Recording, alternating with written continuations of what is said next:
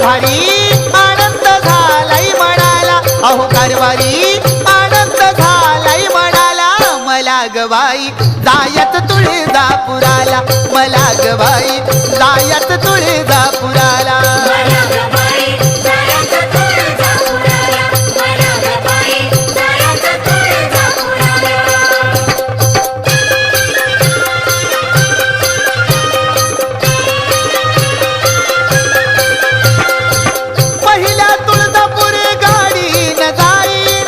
प्रथम कल्लुळात बाई मी नाही ना,